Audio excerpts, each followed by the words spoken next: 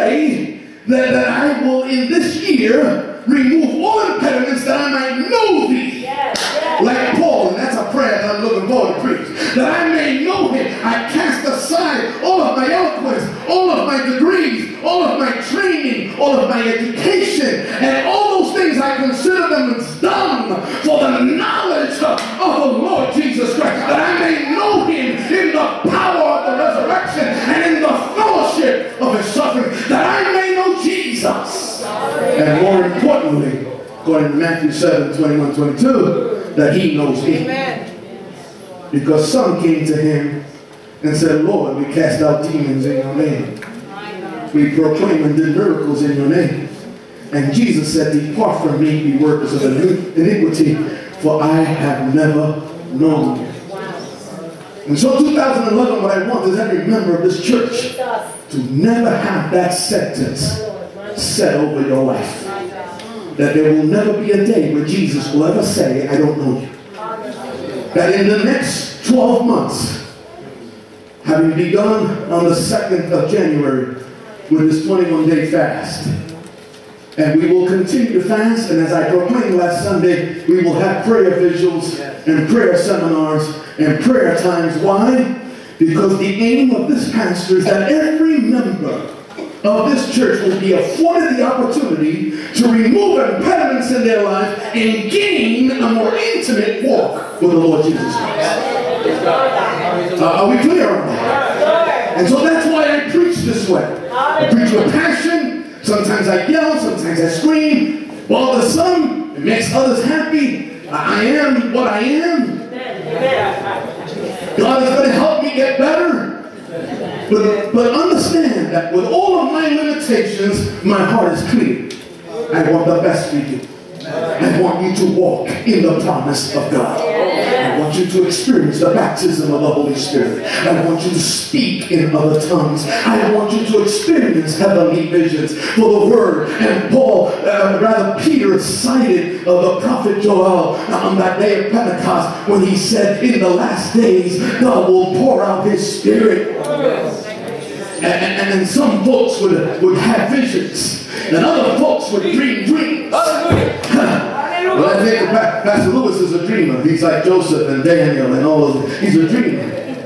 And we were praying about 7 or 8 months ago, way back, before he started the school year.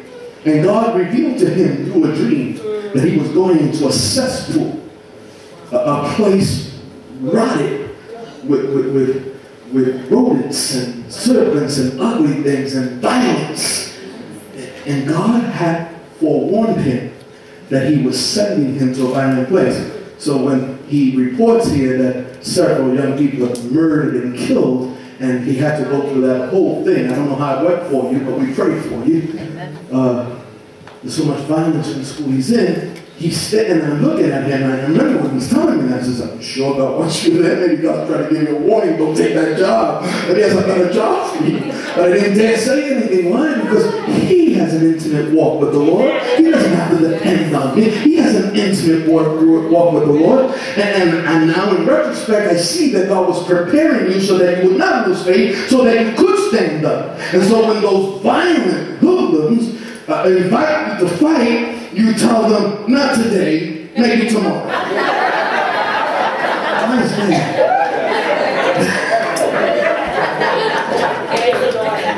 But what I'm talking about is that God is speaking to us. God speaks to us through dreams and visions, and he speaks to us through the word of God, and he speaks to us through prophecies, and he speaks to us through encounters and clashes.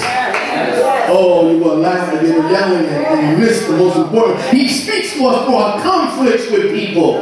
People who we don't get along with, God is speaking to us. He's letting us know there's still work to be done. That we're not there yet. That we have not been perfected. Smile at me if you can. And so, this is my aim, this is what I hope. Now let's go back to the text. Now what I'm proposing to you is that prayer is never initiated by man. It is always initiated by God. If you don't get that right in your theology, you'll become a legalist and a religionist. If you think that prayer is your initiative, you'll become a Pharisee. And you'll pray out loud, and you'll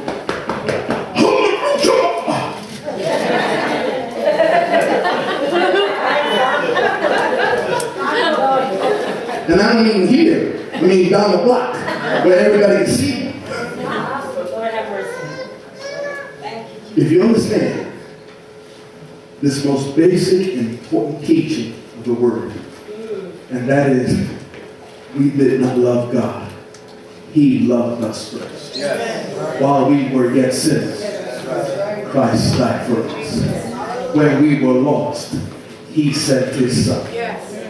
The first movement in prayer does not depend on you. It starts with God. Hearing, number one, hearing the sound of God. The realm of what could be called sonic spirituality. Oh, say, oh, Pastor, that sounds too new age. You got 2 years of hearing something. No, there's a realm in the spirit that the carnal, physical ear cannot hear. But the soul has an ear that hears the knocking of the Lord.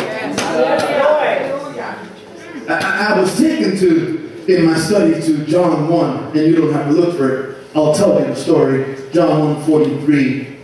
Philip, who later on asked Jesus quite a few questions, when Jesus called him, he never said a word.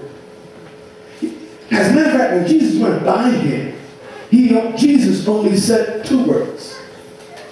And those 2 words penetrated not his outer ear, but his spirit and his soul. And it caused Philip, who was on the wayside, busying himself with the curiosity of the other disciples. And when Jesus walked by him, he said, "Follow me." And then kept walking. Sometimes God's initiatory statements to invite you to a life of deep commitment are short. They're brief.